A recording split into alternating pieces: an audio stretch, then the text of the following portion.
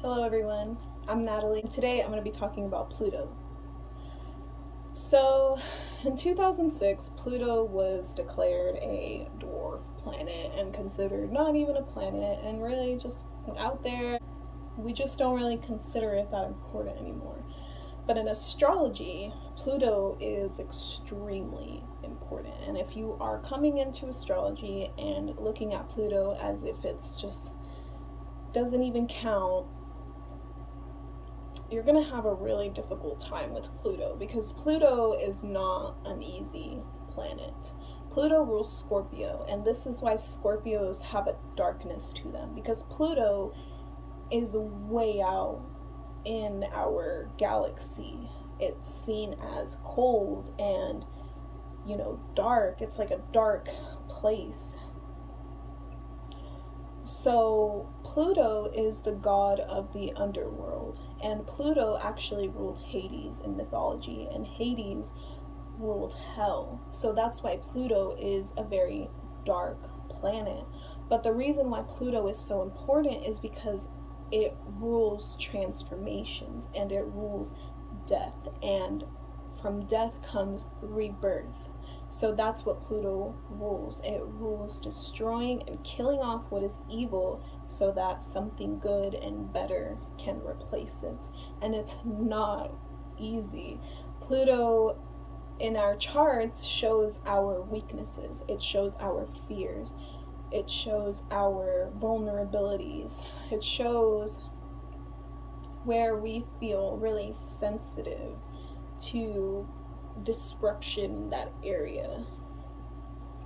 It's more unconscious. But Pluto is also known as the planet of wealth because once you go through all the transformations, you gain power, you gain wisdom, you gain courage, you gain knowledge, you gain spiritual maturity and growth.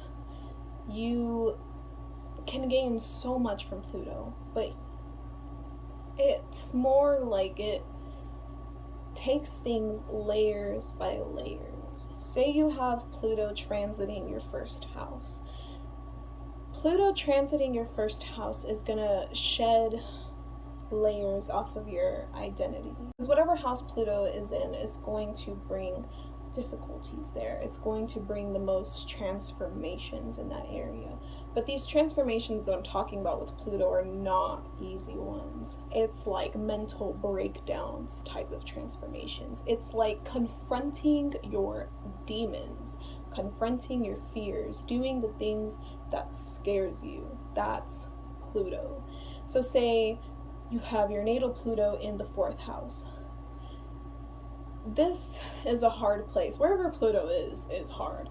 But in the 4th house, you might have had to experience the death of someone very close to you in your family, like maybe a parent or a sibling. Something that shook your home environment, that made you feel almost unsafe at home. Or maybe there was, just that feeling of not feeling safe within your home. Because the 4th house is the deepest part of us, so putting Pluto there brings chaos to your home. Maybe you, as you grow older, you might unconsciously seek chaos in your home. You might kind of be difficult to live with. Say you have Pluto in the 11th house.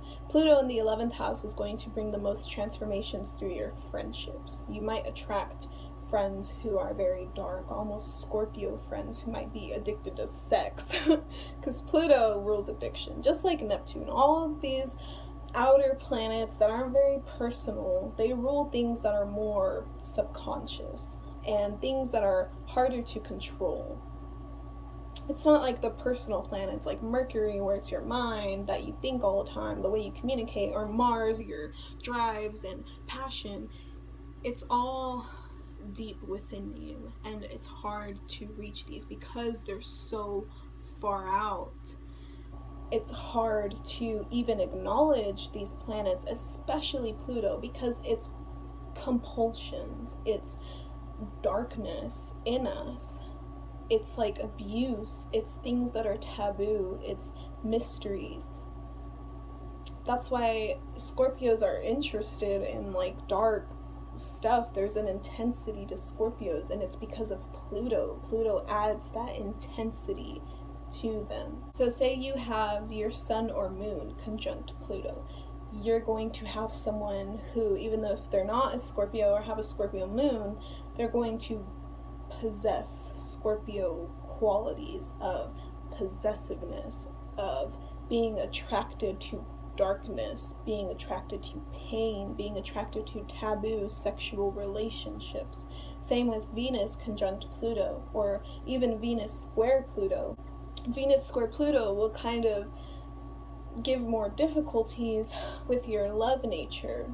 You might have a hard time not needing to possess someone in a relationship because your love nature and your Pluto is squaring your love nature. So your Pluto is going to really bring out the issues that you have with your Venus. Wherever Pluto is, it brings out issues with that house, that area of our lives, or that planet, whatever it is, whether it's a harmonious aspect or a more challenging aspect, it's going to bring up something. And the only way that you can take whatever it brings up and make it actually something worth learning from, worth growing from, you have to confront Pluto. You can't be a little bitch with Pluto, basically. You can't run away. If you try to run away, it's going to destroy you, because Pluto is like the destroying planet. So let it destroy what needs to be destroyed within you. Think of Pluto as the Force. That's what Pluto is. It's so intense. But Pluto is so interesting to me. I love Pluto. I love reading about Pluto and reading about people's dark tendencies. It's so interesting, and the more you try to deny Pluto, the more it's going to come up. And the thing with Pluto is we don't realize when it's coming up. Those like compulsive characteristics that people have, that's Pluto. You're very unattractive, compulsions, that's Pluto. Addictions is Pluto. But Pluto brings strength, and Pluto brings courage and possibilities, because it will give birth to something good and something more powerful. So you really need a lot of focus for Pluto. You really need to be willing to look at yourself if you want to, wherever Pluto is in your chart, that area, you really got to be careful with it. You really have to bring a certain awareness to it, because it's not like Neptune where things are good. Wherever Pluto is, things are chaotic and things are dark. And wherever we have our darkness is where we can experience the most growth and power. So that's Pluto in astrology. Thanks for watching.